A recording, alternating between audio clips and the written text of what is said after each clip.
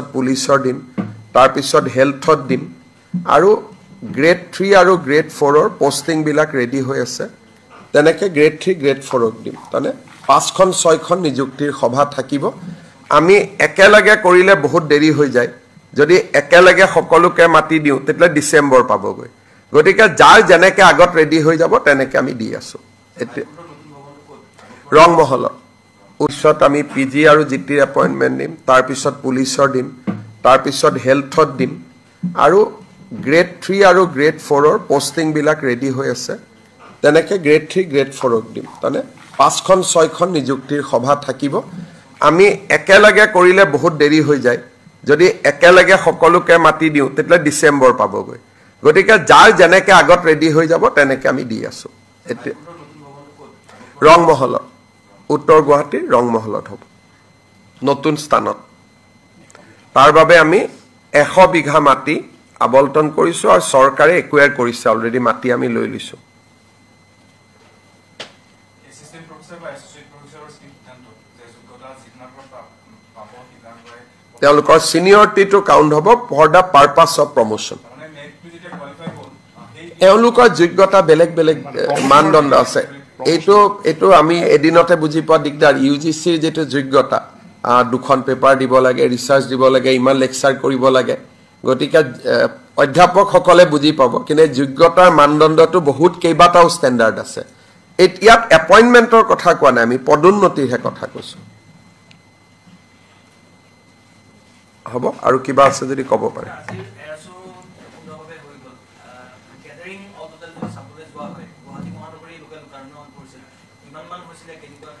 আমি এটা গুৱাহাটী আৰু উত্তৰ গুৱাহাটী দুইটা ফালে আজি মানুহ আছিলে গতিকে মই ভাবো যে ই 3-4 লাখৰ ওপৰত মানুহ আছিলে কাৰণ মানুহ হিসাব কৰিব এনেকুৱা দিগদাৰ যে উজান বজাৰৰ প্ৰত্যেকটো বিল্ডিংৰ ওপৰতে মানুহ আছিলে ফেন্সি বজাৰৰ প্ৰত্যেকটো বিল্ডিংৰ ওপৰতে মানুহ আছিলে ইণ্ডিয়ান এয়াৰ ফোৰ্সে আগতে কেতিয়াও অসমত ইমান ডাঙৰ ডিসপ্লে কৰা নাছিলে তেওঁলোকে এয়াৰ ফোৰ্স ডে সেলিব্ৰেট কৰে আৰু যোৱা প্ৰথম তেওঁলোকে গোৰখপুৰত কৰিছিল যোৱা বছৰ তেওঁলোকে চেন্নাইত কৰিছে এই বছৰ গুৱাহাটীত কৰিছে অহা বছৰ তেওঁলোকে আৰু কোনোবা চহৰত যাব আমাৰ দৰে চহৰ বিলাকত অহাৰ উদ্দেশ্য হল যাতে আমাৰ যুৱক যুৱতীও এয়াৰ ফোৰ্সত জয়েন কৰাৰ বাবে ইচ্ছা প্ৰকাশ কৰে আজিৰ গোটেই শোটোৰ উদ্দেশ্য বহুতেইটো ধৰক ভাবিব পাৰে যে ফ্লাইট আনিছে অলপমান মানুহক এন্টাৰটেইন কৰিছে উদ্দেশ্যটো এন্টাৰটেইন নহয় উদ্দেশ্যটো হৈছে যুৱক সমাজক এয়াৰ ফোৰ্সত যোগদানৰ বাবে অনুপ্ৰাণিত কৰা গতিকে গোৰখপুৰত যেতিয়া কৰিছিলে গোৰখপুৰৰ পৰা এয়াৰ ফোৰ্সত আবেদন কৰা লৰাৰ সংখ্যা বহুত বাঢ়ি গৈছিল গতিকে গুৱাহাটীতো তেওঁলোকে ভাবিছে যে ই অসমৰ যুৱক যুৱতীক এয়াৰ ফোৰ্সত যোগদানৰ বাবে উৎসাহিত কৰিব মানে 15-20 বছৰ হৈছে নদীৰ পাৰ 10 বছৰটো হৈ গ'ল এটো মই আৰম্ভ কৰিছিলো 2002 তাতে বহুত কৰিব পাৰে এখন জুডিশিয়াল মিউজিয়াম কৰিব পাৰে বা ইন্টাৰনেশনাল আৰ্বিট্ৰেশন সেন্টাৰ হ'ব পাৰে কাখতে গেস্ট হাউস হৈছে কনভেনশন হৈছে সো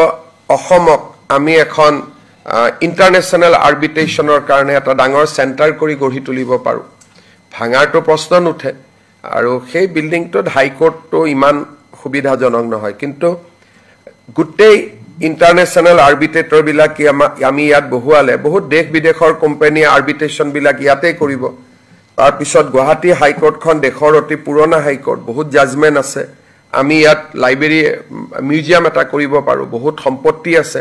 এটা মেইন বিল্ডিংত এটা ৰুমত লাইব্ৰেৰী এটা বনোৱা আছে তাতে আমি ডাঙৰ কৰি লাইব্ৰেৰী বনাব পাৰো গতিকে সেই বিল্ডিংটোৰ আৰু চৰকাৰী বিল্ডিংটো কতো এনে ৰখি না যায় গতিকে চৰকাৰী বিল্ডিংটো আমাক লাগিয়ে থাকে গতিকে তাতে কোনো মই না ভাবু যে হেতু বিল্ডিং কি হ'ব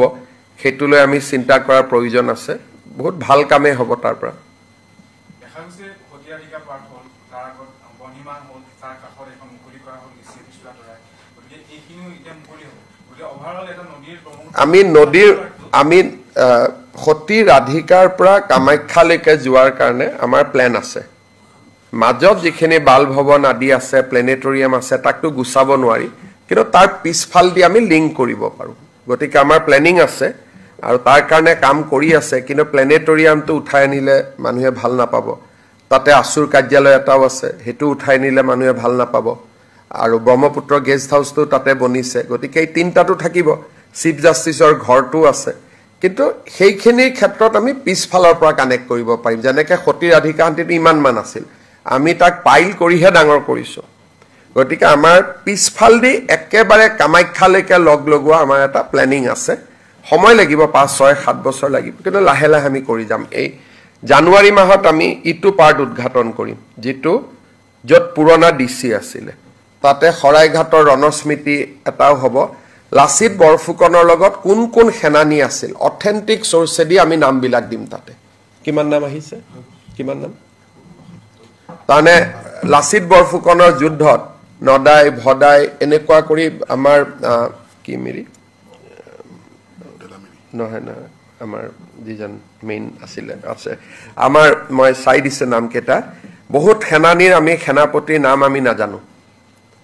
গতিকে সেই গুটেই বিলাকৰ নাম এটা স্তম্ভত অংকিত হ'ব না এটাতো ৰূপনগৰত যাব ফেব্ৰুৱাৰীত আমি আৰম্ভ কৰিম এতিয়া ডিসি অফিসটো ৰূপনগৰত যাব বিল্ডিং আমাৰ হৈ গল ফেব্ৰুৱাৰীত আমি স্টাৰ্ট কৰিম কমিশনাৰ অফিস ইয়াত হল ডিসি অফিস ইয়াত হল গুটেই বিলাক ধুনিয়াকৈ সেভ হৈ গৈ আছে হেঙাবাৰী বিল্ডিংটো খাদী বৰ্ডৰ গতিকে আমি ভাড়াহে লৈ আছো গতিকে খাদী বৰ্ডক আমি ঘূৰাই দিব পাৰো নহলে আৰু কোনবা গভৰ্ণমেণ্ট অনুষ্ঠান আহিলে তাত আমি ৰাখিব